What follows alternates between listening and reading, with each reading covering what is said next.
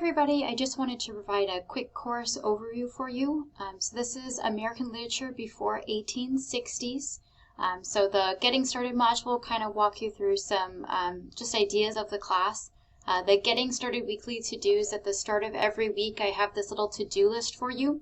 Every week we kind of do the same pattern of assignments.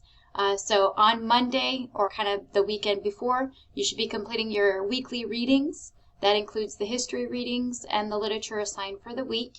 And then you have to complete a perusal annotation assignment, which is a social annotation tool. One text is selected a week, and we get to group annotate and interact and get to dissect the text together. On Wednesday, you'll have your weekly discussion board response. And in weeks 3, 5, and 7, you'll be working on your analysis assignments. On Friday, you should be responding to your peer in the discussion board, and you should be completing the weekly quiz on the readings and history. Okay.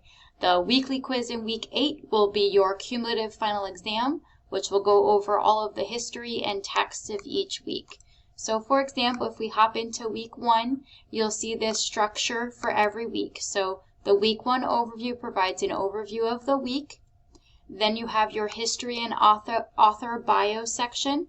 This is going to be a PowerPoint that goes through the history of that specific period we're in. So this is early settlers and Puritans.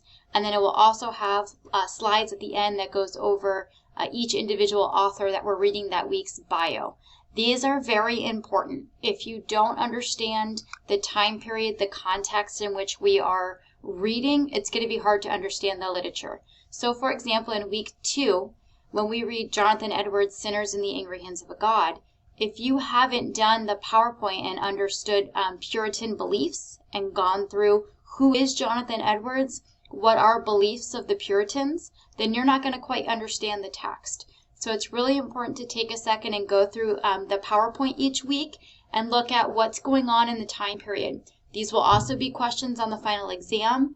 In your analysis assignments, you're expected to reference the time period and connect the text to the different historical movements that are going on.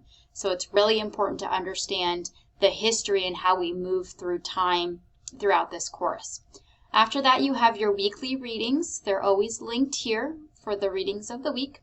And then we have our assignments that we do every week. So here's your annotation assignment, your discussion board assignment, and your quiz. Okay, and this is the same pattern for every week. So here's week 2. You have your overview. You have your history and author bio PowerPoint. Again, that goes through the time period and each individual author. Then you have your readings for the week. And then you have your annotation assignment, your discussion board assignment, and your weekly quiz. So that's the same pattern for every week. The only time that this gets different, like I said, is in weeks 3, 5, and 7. And this is where you're going to see your analysis assignments. Okay. The analysis assignments 1 and 2 allow different options for submitting. You can do a visual, you can do a podcast, you can do a written essay, whatever you're comfortable with, as long as you're answering the prompt and meeting the requirements of the assignment. In week 7, your final analysis assignment will be an essay, a literary analysis essay. And then, of course, week 8 has your final exam, which is a cumulative final exam that covers all the text and history of the course. And we go all the way from our early settlers, first exploring America, all the way to the 1860s, which is right before the Civil War. And that's kind of our progress in time that we're covering. So I kind of hope that helps you understand the overall setup of the class. If you have any questions, please feel free to reach out. Thank you.